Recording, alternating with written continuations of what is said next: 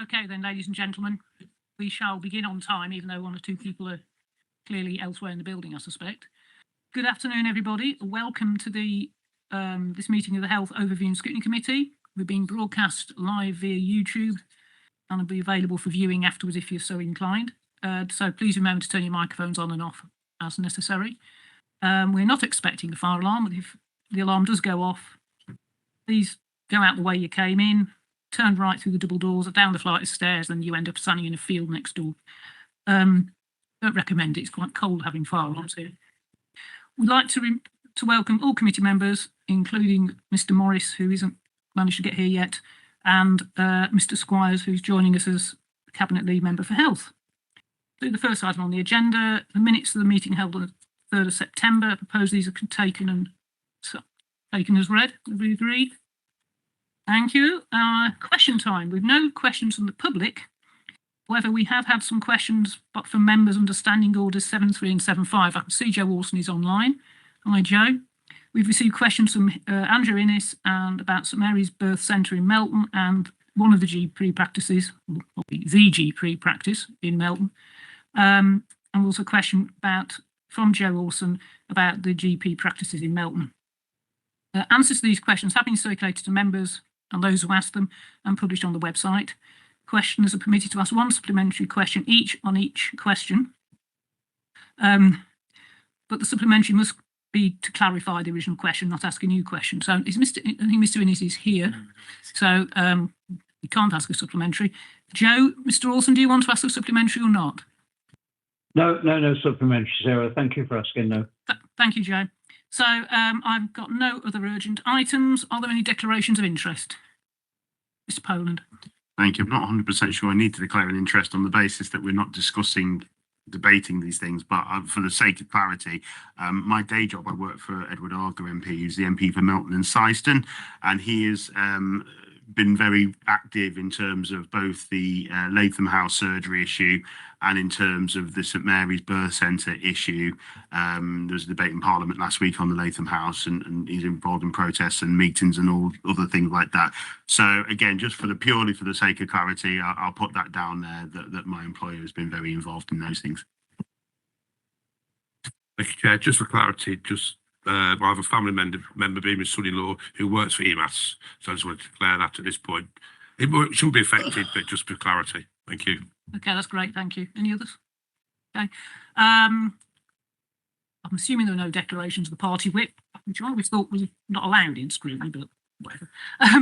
So we've got a petition, again for Mr. Olsen, presented under Standing Order 36, regarding the St Mary's Birth Centre, a full text of which is set out on the front of the agenda. The electronic version of the petition has already been sent to the University Hospitals Leicester and the ICB. The issues raised are of interest to the committee, funnily enough, as is the whole situation in Melton. And we're currently liaising with NHS partners about what would be a suitable committee to bring a report about this to. And we have to give, obviously, 5 days notice to people who raised it, that we're going to deal with it. Part of it might come to January because there's a wider issue about GP access here in Melton, and that's something that's on our radar and certainly on Joint Health Scrutiny's radar, which Latham House falls into. I think the St Mary's bit may take a little bit longer to get an answer. Do you want to say anything briefly, Joe? No, nothing at all. Obviously, it's an honour to hand over the petition on behalf of so many people from Melton Mowbray who have massive concerns, as well documented now, Sarah. So I would say happy to wait, but content to wait for everything, for the procedure to go correctly. And like you say, 27th of November, I believe, is the scrutiny meeting. And if the other half is January, so be it. But as long as we get the right answers, I'm happy.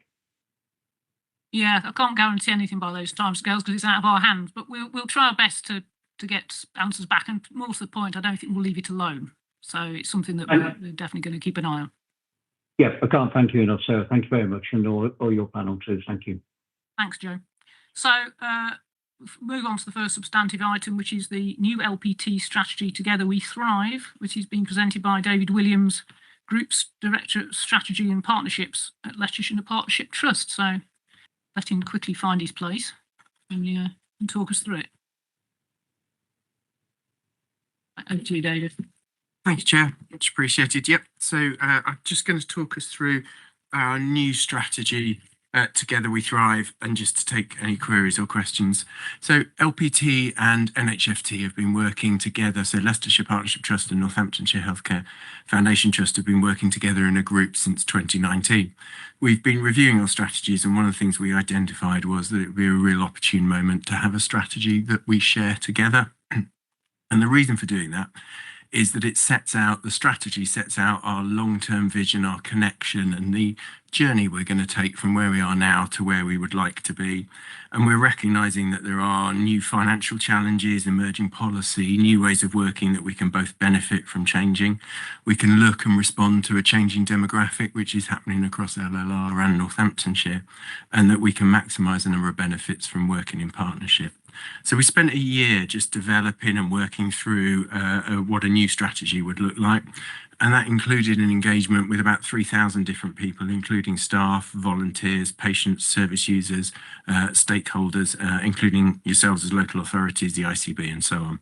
So where we came to and the way that we worked things through was that we have a new vision, which is that together we thrive, building compassionate care and well-being for all. And the together for us was really important, because the together for us is about us as an organisation working with a service user, their families, their carers, and so on. It's also about together us as an organisation working with other organisations, like other NHS organisations, like social care, like children's services, but it's also about together working with voluntary and community organisations. So that Together We Thrive was really important to us. And our mission statement, setting the bit about why we're doing it and where we're going, is making a difference together. And again, we took a deliberate decision to include the word together and how it reinforces things. So we have a number of strategic priorities, which all link through to the 10-year NHS plan and the way of working. And our 6 priorities, which do spell out the word thrive, are about how do we improve technology? How do we build healthy communities, so resilience into our local communities, how responsive we are, how we make sure we include everyone, how we value our people, our staff, our workforce, our volunteers, and how we make sure we're efficient and effective. So that all links through to the 10-year plan, which is about transferring services from hospitals to community, from moving from analogue to digital, and helping move from sickness to prevention. And so we think that that links through. In developing the strategy, the table you've got on page 19 of your pack helps show how we think that our Thrive strategy maps with many other of the organisational strategies, including health and wellbeing board strategies, our priorities, the ICB strategies, and so on. Yeah. So together we brought everything through. And so sharing with you, just so you know, you're not on mute at the moment. Fine, not a problem. So sharing that strategy with you, so bring it to you together. So that's our Together We Thrive strategy, and hopefully I've shared a bit around the strategic direction and the partnership opportunities and that focus on partnership working with you. Thank you. Okay, thank you. Questions, comments from our assembled ranks? I think we seem. Oh, Mr. King, thank you. Thanks, Chair. Sorry, I was a few minutes late. I was in a meeting with Declan, so just overran slightly. So apologies for that. So on this particular thing, thanks, David, for your quick overview of that. Can I turn my camera off? I did that. Okay. Whoever that is. Compassionate care and well-being for all. Well, isn't that what you should be doing? Anyway, isn't that what the National Health Service was designed for and set up for in 1944? Isn't that what you're supposed to do anyway, David? I mean, I'm not being funny. What do you need a strategy to sort of develop a strategy to sort of state the, if I can put it blindingly obvious, that's what you're supposed to be doing. So I'm just wondering, so what difference is this going to make? And it all sounds great, but I'm just wondering if you've got any examples of how you and the 2 boards, ICB boards, think this is going to make a difference, and in what way do you think it's going to make a difference to on the front, i.e. basically, you know, patients getting residents, you know, patients, taxpayers getting access to, for example, primary healthcare secondary healthcare without getting silly messages telling them that they're going to have to wait a year and a half before they can get seen by somebody. I'm just wondering how that's going to address those things. Thank you. Okay, thank you. I think strategies are important to organisations as a document to set a vision and a way forward and a way of working. It's really important that you can bring together a workforce to say this is the direction we're going in. It's also really important you can say to stakeholders, the public, and ways of working through. So strategies are an important document. Leicestershire County Council will have a number and a way of working to bring that people and to create that focus. For us, reinforcing the things that are really important is a really important public statement, and it's a really important statement to our staff and our patients. So compassionate care and wellbeing for all, and together we thrive. It's really important to be very public and open to state that compassionate care is the focus. I think there are many other organisations that don't have the word compassionate in their strategy, in their vision, in their ways of working. And we deliver services in people's homes all of the time, 100 different locations, and making sure we do that with compassion and care, I do think is really important. In terms of thinking about your point and the wellbeing for all, I also think is important because as a healthcare service, the government policy is to move us from sickness to prevention. Helping people live well is part of thriving, which is part of our connections with organisations like yourselves, good housing, good employment, green space, activity. So I do think it's really important to emphasise. If I was to take a couple of examples of where does the strategy take us, what do we do? And I think I'd look at what are we doing around healthy communities. So we're stepping into a space to work with yourselves, with primary care, with the voluntary and community sector to say, what more can we do around neighbourhood resilience? How can we really help neighbourhoods improve and find a way of working? Some really good examples in Loughborough with Fearon Hall becoming a community venue, which is really supporting and providing help to people. Over in West Leicestershire, we've got a real big focus on respiratory and really looking at people with breathlessness and identifying the problems and the ways of working stuff through. So they would be two examples of the types of things that we'd be doing. Thank you. Yeah, I'll come to Jewel next and then James. Thank you, Chair. David stole my thunder, actually. I was going to mention Fearon Hall, and I think Fearon Hall is a good place to start this new strategy. I just want to welcome the strategy, actually. I think when I read it, it was very simple, it was very easy to understand, and sometimes you just need to get back to basics and then put the strategy in place, and then everybody moves on from there. So just to say thank you, and thank you for the support that you've shown to Fearon Hall and my residents and the residents of Loughborough who are using it. Thank you. Okay. James, would you like to come in? Thank you. Thank you for the report. In terms of the sort of strategic shifts of analog to digital, and obviously more community based, I think, I mean, for me, I think that's the future. AI particularly has the potential to really change in quite a radical way how healthcare is delivered, in my view. But at the same time, we have to be careful not to sort of leave those maybe the less digitally literate, if that's the right term, behind. I mean, as an example, I appreciate this isn't in your area, but my GP practice literally at the moment is going through a process where either this week or in this month, certainly, they're going to go from being able to phone up to get an appointment to having to do it online, which hopefully will be great. But maybe not if you're 90 years old and more, you know, and you're sort of a bit more vulnerable. So my question is this, can you give us sort of examples of how you see digital technology in general and maybe AI in particular sort of creating opportunities for the Leicestershire Partnership Trust, and beyond that, how do we ensure that those digitally excluded groups aren't left behind? Yeah, thank you. That's really helpful. Two bits then. So if I try and describe a future that uses digital more, and then I'll touch on digital exclusion. So I think at the moment, our organisation and many other organisations, we do use staff who are helping us with routine admin tasks.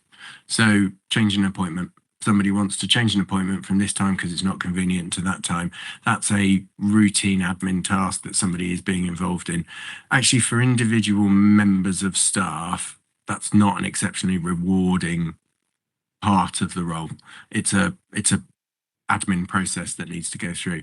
If we can automate processes like that, then for our staff, we can actually redeploy them and they can spend more time with people who need more help.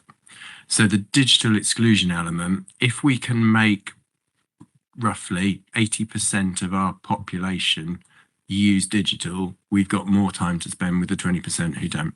So it's thinking through and finding the spaces to work that through, finding the time to support.